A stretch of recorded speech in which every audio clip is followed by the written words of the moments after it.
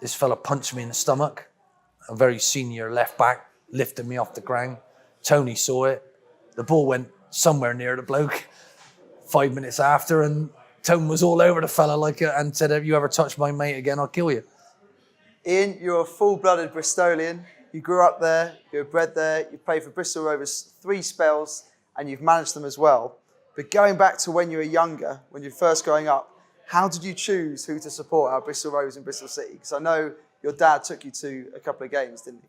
Of each team. My dad would take me anywhere he could to watch all different levels, because he tried to inspire me to have no limits to how good I thought I could be. So he showed me the very best. Bristol City had some really good players at that time. But it all started when I was 9 years old. I played a trial match for the county. I got brought off, and I'm not too ashamed to say I was crying on the side. And this Bristol Rovers scout came over, a fella called Joe Davis, said, "What's the matter with you, son? You'll be fine, you'll be captain."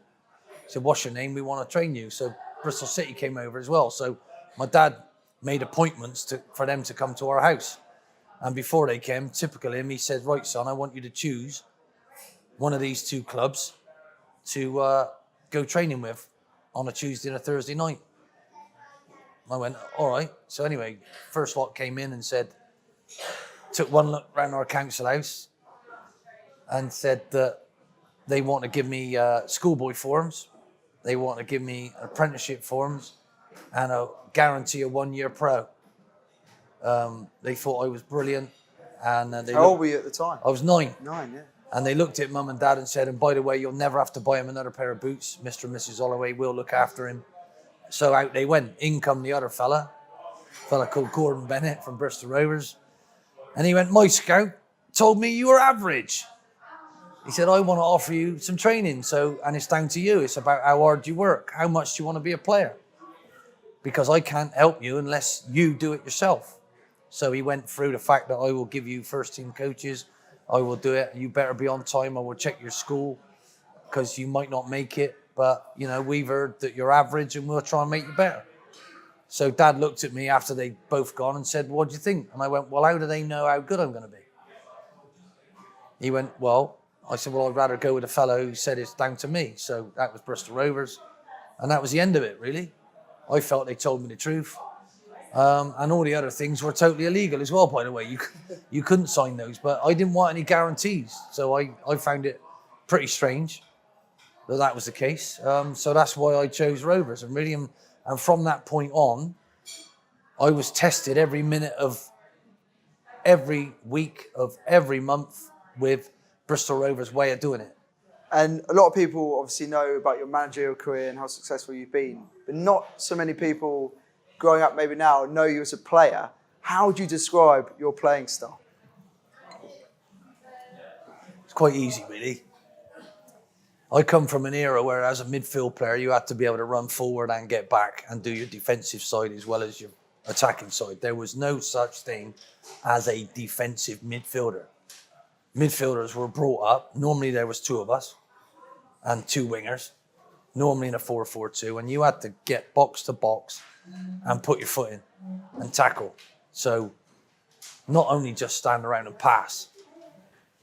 So that was me, really. And I describe myself as there's 2 types of midfield player, in my opinion. There's piano carriers. In other words, if we're going to play a beautiful tune, I put the piano on the stage. And then I'd let Ray Wilkins sit down and play it because he was a musician, So really, I was the workaholic side of the midfield that you need. I'm not saying I'm anything like Kante because he's absolute genius and a World Cup winner, but his style of getting around, breaking things up, putting the foot in and passing it simple was my way of doing it, And I got to be honest, my Bristol Rovers have done some books about players in their past, and it's fans' view of describing each player. I am so proud of what they said about me. They describe me as a workaholic fighting cock. I can't fault that. That is something that I am so proud of. I still chuckle now. And you also play alongside another well-known manager, Tony Pulis. What was that like? He was my protector. I mean, I don't know if you ever saw him play, but he was a midfield player who's had a really bad knee. And in fact, they told him when he was about 22, 23 that if he don't work on his inner thigh muscle there, that his knees were shot. So you're actually going to be finished. And he wouldn't have that. So I'd never seen anything like him. You know, he built like a tank. And we played Derby County once where this fella punched me in the stomach. A very senior left back lifted me off the ground. Tony saw it. The ball went somewhere near the bloke 5 minutes after, and Tony was all over the fella and said, "Have you ever touched my mate again, I'll kill you." And I actually thought he had, you know, the bloke was carried off, you know. I mean, this is, you know, not modern stuff, but Tony was a fantastic teammate, person to look up to, absolute winner, born winner, you know, and someone that you would get energy from. No wonder he's been a brilliant manager in his lifetime. So, you know, it was a privilege to know him and know his family and his wife Debbie and his kids. And I'm godfather to one of his son Anthony. So, could you tell us about the funny story about how Nigel Martin was discovered at Bristol Rovers? Yeah, people, I don't know whether they believe it or not, but it was a normal training day. We were just getting ready to go out to train, and this fella turned up with a Tesco bag with some boots, and they were the oldest looking boots I've ever seen. Looks like he just found them in someone's attic, and he quite quietly said, I've come up for a trial. And one of our coaches said, "Well, who sent you?" And he went, "Oh, Vi Harris." Now, she was our tea lady, and she was on holiday down in Cornwall. He played for St. Blasey. She said, "Oh, you're really good. Go up to Bristol Rovers." Mentioned my name. Now, Vi had been with us for years and years, so we let him train. And to be fair, he was so good, our coach ran over and told Jerry, because Jerry was working with us first teamers at the time, we brought him over for a shooting session at the end, and we signed him on that. In the end, he took Tim Carter's place. Now, Tim Carter was a fantastic goalkeeper, but Nigel was just, you know, and he became the world's most expensive goalkeeper later on by going to Crystal Palace for £1 million. Bristol derbies, you played in quite a lot. You don't see them too many anymore, but at your time, they play each other quite often. And there was one particular clash. You're talking about my favourite ever game. I'll let you describe it, if you could take us through it. Bristol City and us were vying. We were behind them at the time, and they had 3 chances to get promoted, and they lost each game. It was unusual. They should have done it. Then our game was called off a few months earlier, so we arranged it. They wanted to, right almost at the end. So, as by chance happened, if they won, they were champions. If we won, we'd go above them and we'd get promoted before them. So it was all on the line. Totally and utterly all on the line. The night before, I received a phone call because my name was in the phone book and my address was in the phone book. And they tried to threaten me and my family. It was Bristol City people on the end, telling me they're going to burn my house down, kill my kids. So I just refused to stop arguing with them. My wife would come down, "Come on. No, I'm not letting them win." And I told them it, and I was shouting it down the phone. So when we had walked in the dressing room, I said, "Jill, can I say something?" I told our lads about that phone call, and we were like men possessed. Absolutely. No one threatens our family. And thank them lads for doing that, because it helped us beat you. 3-0, and you got the penalty 3-0, at the yeah, end, we won. Yeah, they had a great centre-half called Rob Newman, who was their captain, absolute talisman for them. Anytime Devon White got anywhere near him, it was so difficult to handle. And Devon scored 2. And then we go, Phil Purnell, our wide man, hit a shot. It was handballed on the line by Andy Llewellyn, and the whistle had gone. Now, the 2 previous games, I had taken a penalty in each game. And I used to discuss with my goalkeeper, who was brilliant in penalties, Brian Parkin, whether I should keep the same side. He went, "Oh, he'd have seen them, so stick it the same side." So we practiced the day before. So I was waiting, It was an extraordinarily long time because they were ripping our ground to bits at the far end. And I had to put the ball down, go in. And to be fair, I was never going to miss. Smacked it in, run back, hair all billowing in the wind. Still worried that we might let 4 in, but luckily for us, we did it. And what was the significance of you? There's a picture of you at the end with a hat, and you're talking to to everyone present. Yeah, that was a very, very sad story where a boy on his way home from school had ran past his mate, stepped out into the road and got hit and killed by a car. He was a big Rovers fan. It was his hat. I was his favourite player, and I took that hat with me every single match in my kit bag. We used to take our own stuff then, not spoilt like they are these days.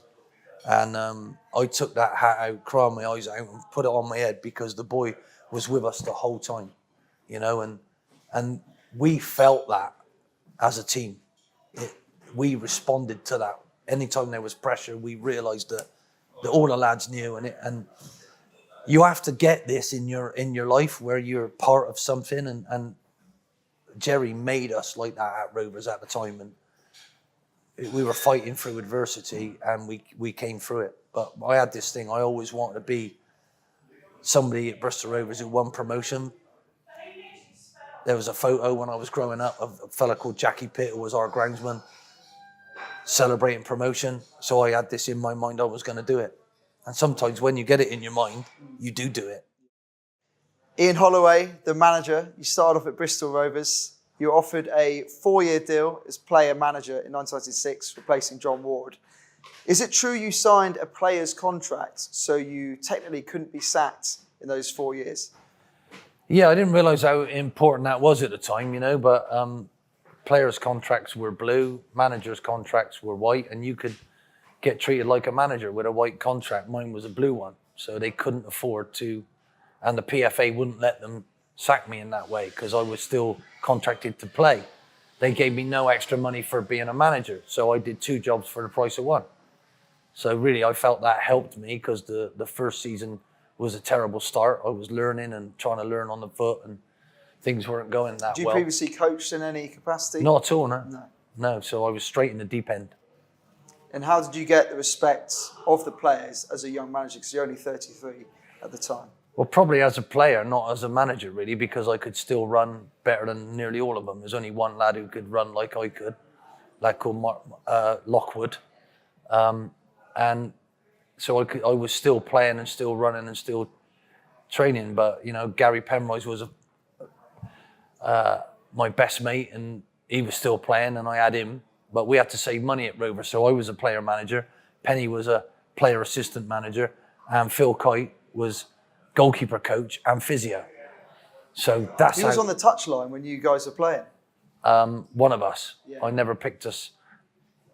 Well, very rarely did I pick us at the same time. So I can't imagine this ever happening now, but at one stage when you took over, you invited a journalist down. You didn't like his comments in the paper.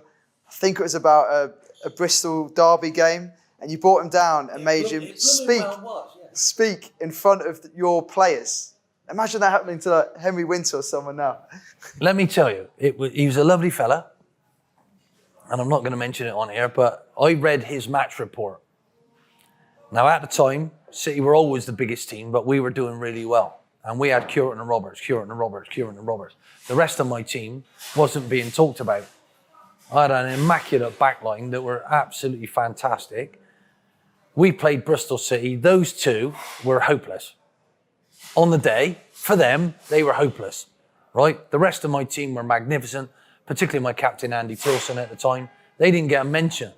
The marks that they got wasn't very good, but in the match report, it said, if Bristol City had these 2 strikers, they'd be top of the league.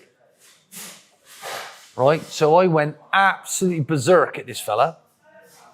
Did you ring him up? I rang him up. Yeah. I said, I want you. And he went, what do you mean? I said, I need you down at my training ground to please explain to me why you put in that match report how Curtin and Roberts should be playing for Bristol City and should be top of the league after. That's a match report. You should have reported how bad they were on the day. And I want you to explain it to Mike. So anyway, he came down, tried to do it. I slaughtered him at every turn. In front of all the players? Yeah, because you cannot say that Petrified. in a match report. If that was a bit on the back that he is talking about his opinion, totally different. You were paid to write a match report. That is not a match report. Tell those two that they were rubbish because they think I'm crazy. Did you make him do that to their face? Yeah. Yeah. I And he said, did why it? did you give him a 7 and him a 8 when my centre-half should have had a 9 or a 10 and they should have got at least a 4 each because they were rubbish on the day. So don't make them think they're better than they actually are. And how dare you think that Bristol City are better than us? They haven't earned that right. What were his reports like after that? He left. Oh my He went God. to the television in the end. He's a lovely man. He still is now, but he was young and he was learning. And so was I, but I could not. It's typical me. I had to say, hang on a minute, because I was trying to teach them centre forwards not to be selfish, to be team players, and he was making them look bigger than us.